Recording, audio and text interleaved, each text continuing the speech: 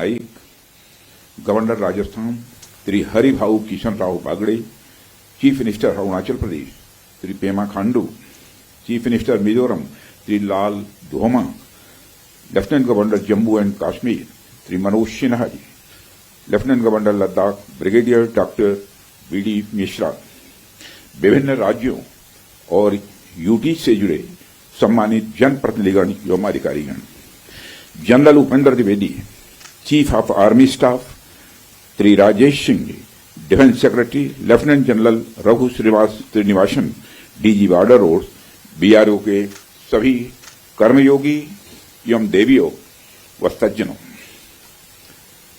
आप सभी जानते हैं कि आज हमारे प्रधानमंत्री जी के मार्गदर्शन में हमारे भारत की सेना ने हम सभी भारतवासियों का मस्तक ऊंचा किया है।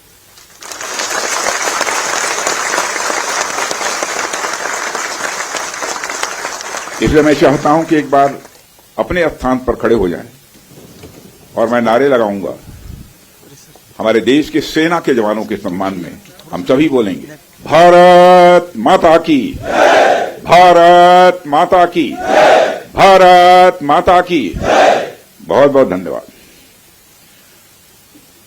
साथियों, जैसी कि आप सबको जानकारी है कि कल रात हमारी भारतीय सेनाओं ने अपने अद्भुत शौर्य और पराक्रम का परिचय देते हुए एक नया इतिहास रच दिया है। साथियों, भारत की सेना ने सटीकता, सतर्कता और संवेदनशीलता के साथ कार्रवाई की है।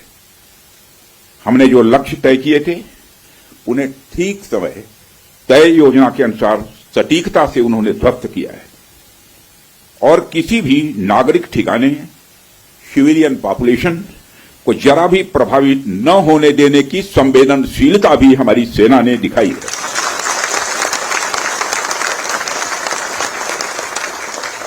यानी एक तरीके से देखा जाए तो हम कह सकते हैं एक तरीके की सटीकता, सतर्कता और मानवीयता यह हमारी भारत की सेना के जवानों ने दिखाई है, जिसके लिए मैं हमारे सेना के जवानों और अधिकारियों को पूरे देश की ओर से मैं साधुवाद देता हूं और सेना को संपूर्ण संबल प्रदान करने के लिए अपने प्रधानमंत्री माननीय नरेंद्र मोदी जी को भी मैं साधुवाद देता हूं।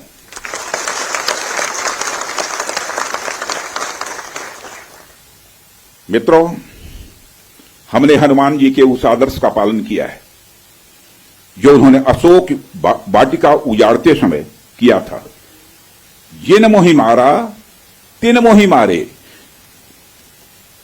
हमने केवल उन्हीं को मारा जिन्होंने हमारे मासूमों को मारा। साथियों, प्रधानमंत्री श्री नरेंद्र मोदी के नेतृत्व में हमारी सेनाओं ने ऑपरेशन सिंदूर लॉन्च करके पहले की तरह ही इस बार भी आतंकियों को ट्रेनिंग देने वाले कैंप्स को तबाह करके करारा जवाब दिया है। भारत ने अपनी सरजमी पर हुए हमले का जवाब देने के लिए अपने राइट टू रेस्पॉन्ड का इस्तेमाल किया है और हमारी यह कार्रवाई बेहद सोच समझकर सधे हुए तरीके से की गई है। आतंकियों के हौसले पस्त करने के उद्देश्य से यह कार्रवाई महज उनके कैंप्स और इंफ्रास्ट्रक्चर तक ही सीमित रखी गई है। मैं पुनः हमारे आर्म्ड फोर्सेस के शौर्य को मैं नमन करता हूं।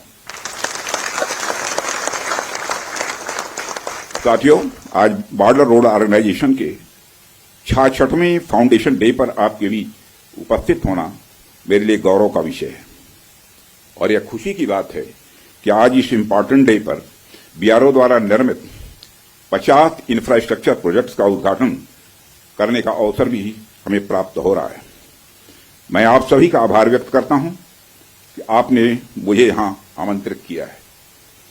साथियों, किसी भी संस्थान के लिए उसका फाउंडेशन डे यह बहुत ही महत्वपूर्ण हुआ करता है। वैसे भी 65 वर्षों की आपकी जो यात्रा रही है वो बेहद गौरवशाली रही है। इसलिए आज का दिन उस गौरवमयी यात्रा को याद करने का दिन है।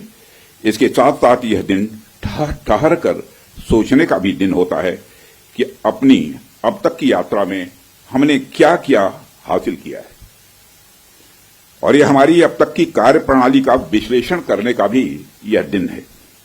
साथ ही यह एनालिसिस करने का भी दिन है कि भविष्य में हमारी राह क्या होनी चाहिए। साथियों, मैं देख पा रहा हूं कि वीडियो कॉन्फ्रेंसिंग के माध्यम से देश के अलग अलग क्षेत्रों से हमारे कई साथी जुड़े हुए हैं।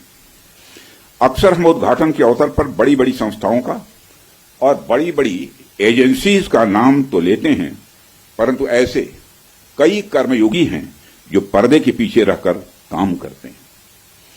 किसी प्रोजेक्ट को पूरा करने में उनका योगदान भी बेहद महत्वपूर्ण होता है। इसलिए मुझे लगता है कि आज का दिन उनके एक योगदान को एक्नॉलेज करने और एप्रिशिएट करने का भी दिन है। साथियों, आज जम्मू कश्मीर, लद्दाख, सिक्किम, मिजोरम, अरुणाचल प्रदेश, पश्चिम बंगाल और राजस्थान में कई प्रोजेक्ट्स का उद्घाटन हुआ है। कहने को तो ये हम सारे फिजिकल इंफ्रास्ट्रक्चर हैं, लेकिन मैं इन्हें सिर्फ फिजिकल इंफ्रास्ट्रक्चर ही नहीं समझता। हमें जो सड़कें दिखती हैं, जो पुल दिखते हैं, वह सिर्फ दो स्थानों को जोड़ने वाले नहीं होते हैं, बल्कि वह लोगों के दिलों को जोड़ने वाले होते हैं। इन प्रोजेक्ट से राष्ट्रीय सुरक्षा को तो मजबूती मिलती ही है, साथ ही साथ यह प्रोजेक्ट इन सभी रीजन्स को इकोनॉमिक प्रॉस्पेरिटी को भी बढ़ावा देते हैं। यह तमाम प्रोजेक्ट इन क्षेत्रों में ट्रांसपोर्टेशन, टूरिज्म और इकोनॉमिक एक्टिविटी को बढ़ावा देंगे, जिससे निश्चित रूप से यहां के निवासियों की आय में वृद्धि होगी, उनकी क्वालिटी ऑफ लाइफ में भी इम्प्रूवमेंट होगा और इन क्षेत्रों में समृद्धि आएगी, यानी प्रॉस्पेरिटी आएगी।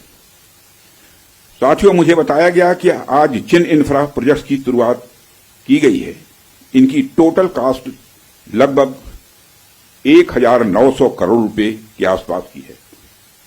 मुझे लगता है कि यह केवल उनकी नॉमिनल वैल्यू पर है। इसकी असली वैल्यू है वह तो हम आंक भी नहीं सकते। इन सड़कों के माध्यम से जब कोई बच्ची स्कूल जाएगी और अपना भविष्य बनाएगी, तो उसके इंपैक्ट का आकलन भी हम नहीं कर सकते।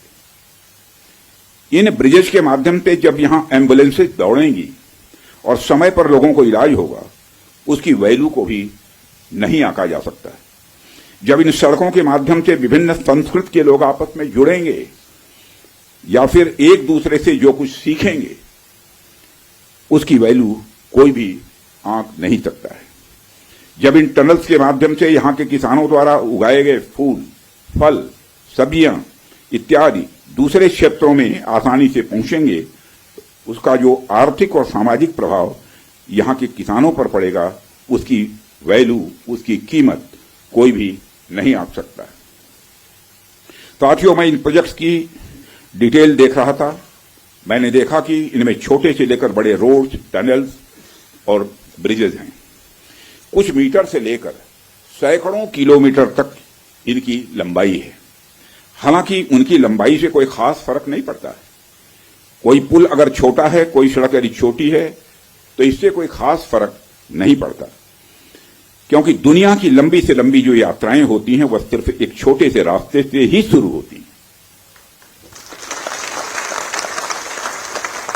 इसलिए इन प्रोजेक्ट्स की कीमत, इनकी वैल्यू सिर्फ इस बात से नहीं आंकी जा सकती क्या फाइनेंशियली या फिजिकली कितना बड़ा प्रोजेक्ट है और यह कितना छोटा प्रोजेक्ट है। असल में इनकी असली कीमत इस बात से है कि यह कितने परिवारों को जोड़ रही हैं, कितने लोगों की संस्कृति को, उनके रहन सहन को आपस में करीब ला रही हैं।